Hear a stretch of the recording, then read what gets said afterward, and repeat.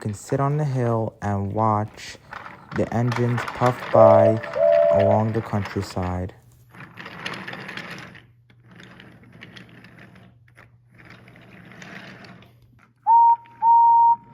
Henry was feeling very proud of himself.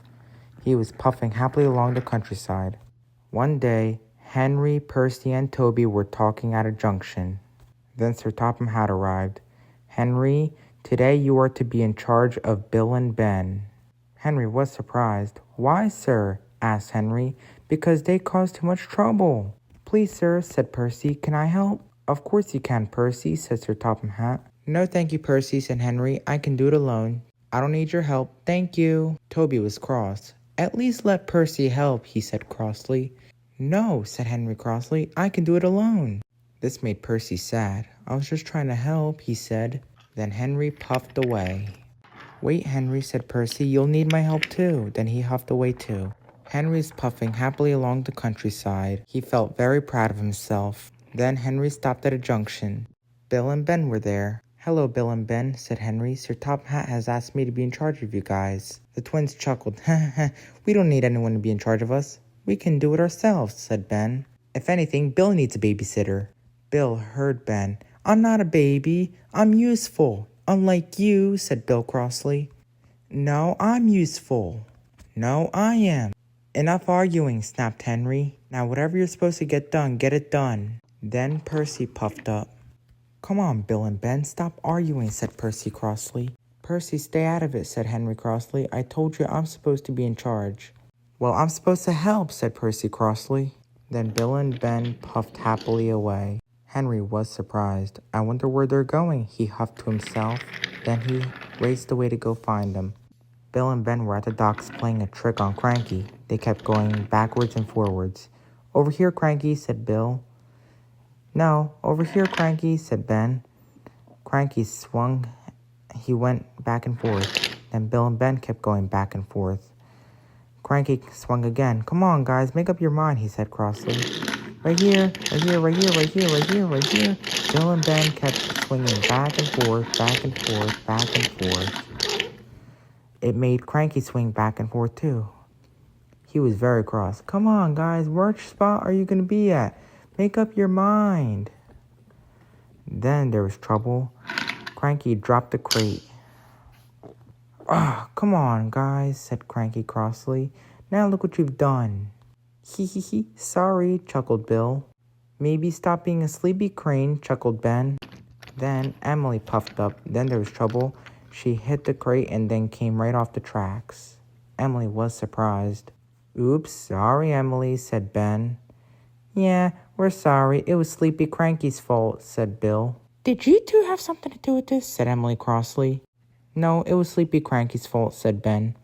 "Yeah, he must have been too cranky or too tired." "No, I'm not. I'm trying to be focused. It's your guys' fault," said Cranky crossly. Bill and Ben said nothing. They just puffed away. Then Percy puffed in. He was surprised to see Emily off the tracks. "Emily, what happened to you?" he asked. "Bill and Ben are being sneaky and made Cranky drop this crate and I bumped into it and derailed." "Don't worry, I got them," said Percy crossly. And then Percy huffed away. Then Bill and Ben decided to play another prank by putting a cargo car on the tracks at a junction. "Hee, an engine's gonna derail," said Bill. "I can't wait," said Ben. Then there was trouble. Henry was puffing by. He saw the car on the tracks. "Oh no," said Henry. He slammed on his brakes, but it was too late. Henry crashed into the cargo car and then came right off the tracks. Bill and Ben were surprised. "Uh-oh, Henry derailed. Now we're in trouble." "Yes, now he might tell Sir Topham Hatt," said Bill. Henry felt terrible. Now he didn't feel in charge anymore. He felt very silly. "I wish I asked Percy for help," he wished sadly. Then Percy puffed up. "Oh dear, Henry, are you all right?" asked Percy. "Yes, Percy, can you please help me? Please go get Rocky. I was silly to ask you for help. Now I need your help. Can you please help me?" "Of course, I'll be happy to help," said Percy happily. Then Percy puffed away to go get Rocky. Toby and Percy collected Rocky and they went to go help Henry. Then they arrived to go help Henry back on the tracks. With a mighty heave and a mighty haul, Rocky lowered Henry back on the tracks. "Thank you, Percy," said Henry. "I was silly to ask you for help." "Don't be silly," said Rocky. "That's why we're always here for you." Then the engines went to go help Emily back on the tracks. "I'm sorry about that, Emily," said Henry. "It's all right," said Emily. "At least I'm glad to be back on the rails again." Then together, Percy and Henry were in charge of Bill and Ben. They made sure that they got their deliveries on time. "Well done, Percy and Henry," said Sir Topham Hatt. "You two are really useful engines." "Thank you, sir," said Henry. "Yes, thank you," said Percy. Sir Topham Hatt spoke severely to Bill and Ben. Now, you two. You both did so many pranks that you made Emily and Henry derail. You two should be ashamed of yourselves." "Yes, sir, we're really sorry, sir," said Ben sadly.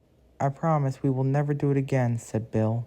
That evening, Henry and Percy were resting in the sheds. "Good job being in charge, Henry," said Percy.